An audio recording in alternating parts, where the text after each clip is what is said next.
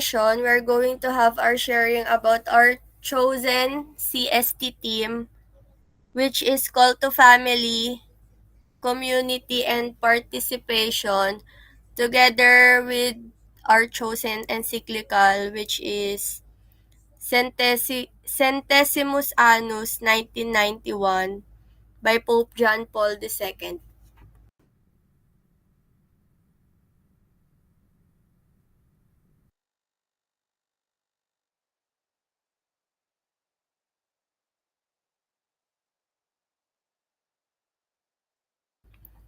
So the social issue that I have chosen in our community is broken homes. The issue of broken homes is a significant social reality that impacts individuals and communities profoundly. In our team of Catholic social teaching, particularly as articulated in the theme of call to family, community, and participation, we can see how broken homes affect not only the family unit, but also the larger society. In Centesimus Annus, Pope John Paul II emphasizes that healthy families are essential for a just society.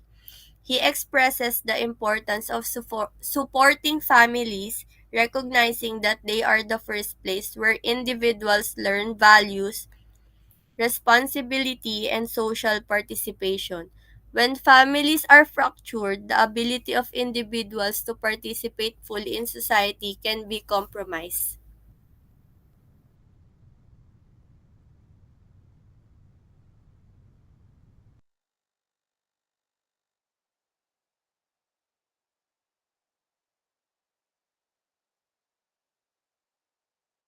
Hello.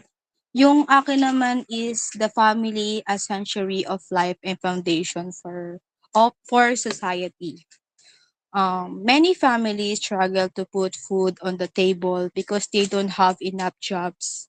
This is make it hard for parents to provide for their child's needs and create safety and loving environment. The family which should be a sanctuary for life, becoming unsustainable. Centesimus Annus, Pope John Paul II discuss the policy that support family and promote their well-being, including flexible work arrangement, affordable children care, and paid family level. It encouraged the individual to prioritize family time and cultivate the culture of gratitude and focusing on experience and relationship rather than material possessions.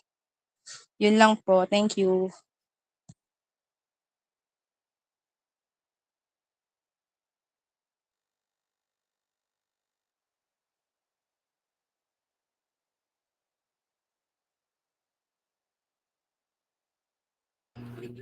So, yung sa akin naman po is simple lang naman. Yung sa CST team is the call to community. Call to call to community because it is rooted in the belief that humans are inherently social beings, created to live in relationships with others. And this Catholic social teaching principle emphasizes the responsibility of individuals to participate actively in their communities and to work for the common good. Choosing this team means recognizing that our fulfillment is not found in isolation, but through engaging with and supporting one another. It calls us to be aware of the needs of those around us, to advocate for justice, and to build environments where everyone can thrive spiritually, physically, and emotionally. This call is especially important in today's world where many feel disconnected or marginalized. By focusing on community, you align yourself with the belief that every person has something valuable to contribute and that through unity we can address societal challenges more effectively. And sa Encyclical naman, Centesimus Annus, an encyclical by Pope John Paul II, directly aligns with the Catholic social teaching theme of call to family, community, and participation in several profound ways. At isa na dun is yung community and the common good.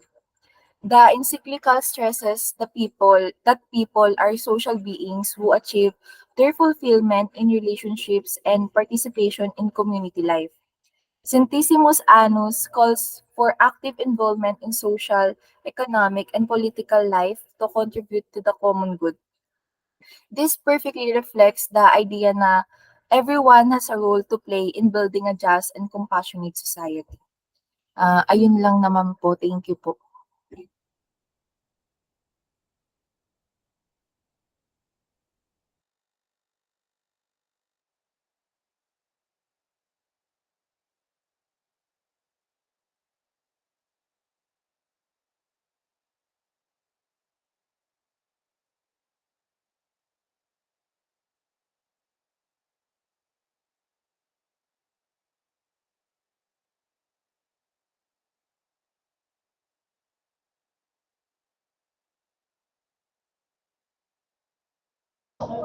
Narinig ko eh,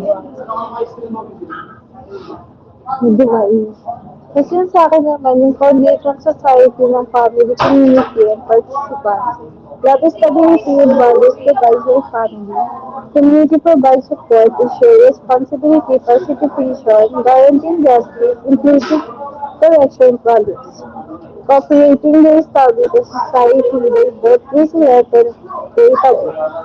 Yung verse ko naman is by St. Francis, if the family is a fundamental cell of society where we learn to live with others, despite our difference and belong to others. It is also a place where parents pass the faith to their children. Yun lang. Thank you.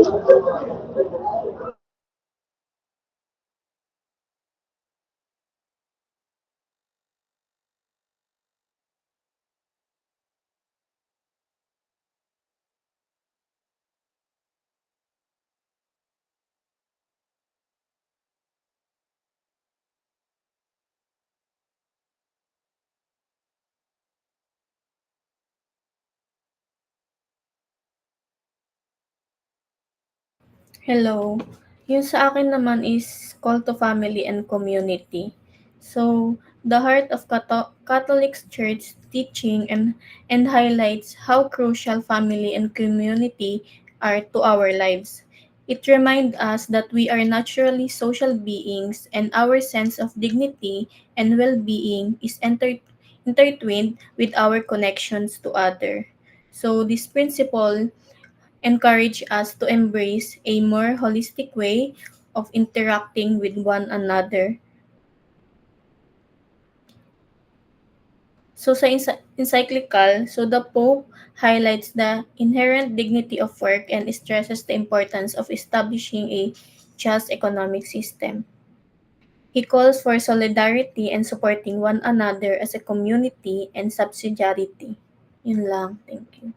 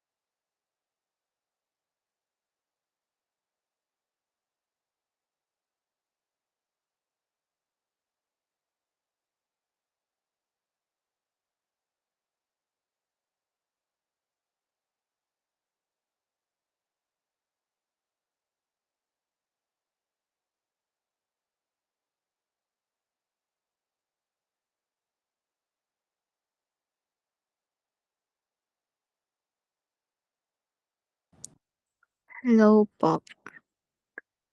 So, since yung CST theme is call to family, community, and participation.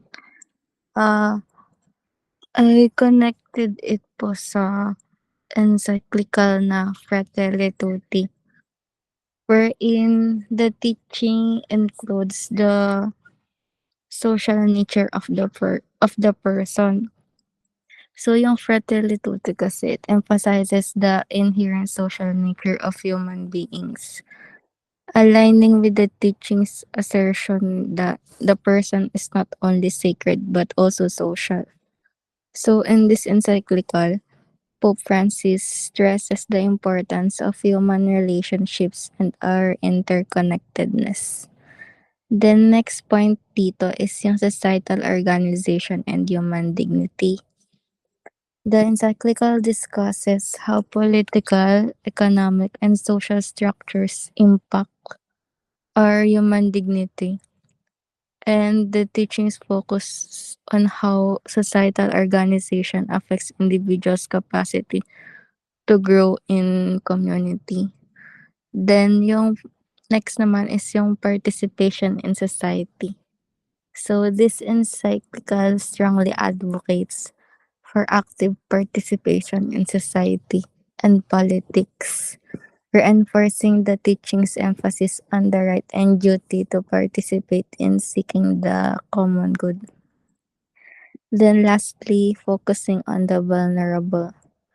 So this encyclical places significant emphasis on caring for the poor and vulnerable, aligning with the teaching's calling to seek the well-being of all, especially those on the margins.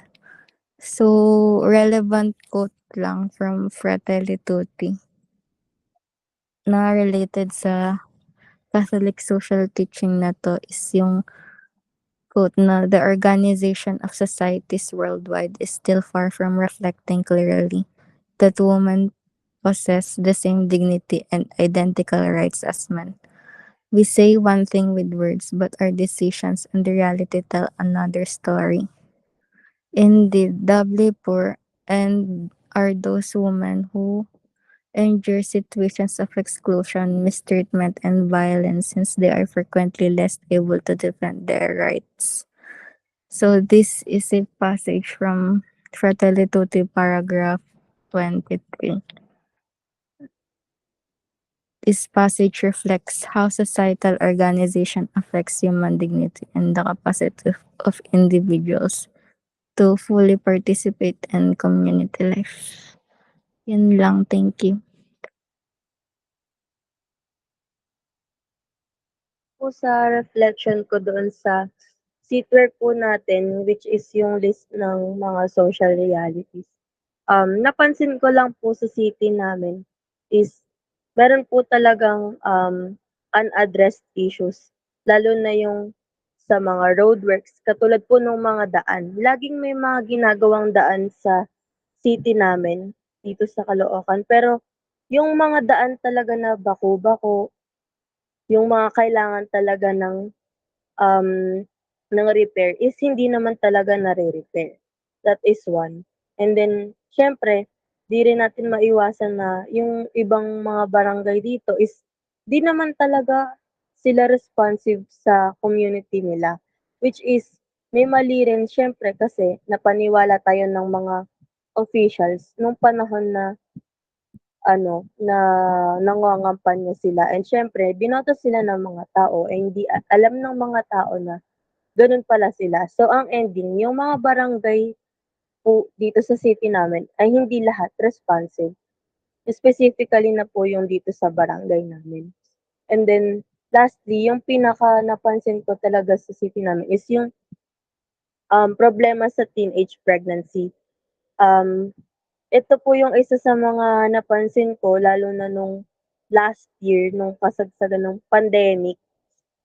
I mean nung patapos na po ng pandemic or in the middle of pandemic, marami po talagang kaso ng teenage pregnancy, which is kailangan po talagang i-address natin na social issue. So, feeling ko po kaya po nagkakagano'n is because kulang po siya sa, um response ng Pilipinas and ng higher positions like ng president and the senator.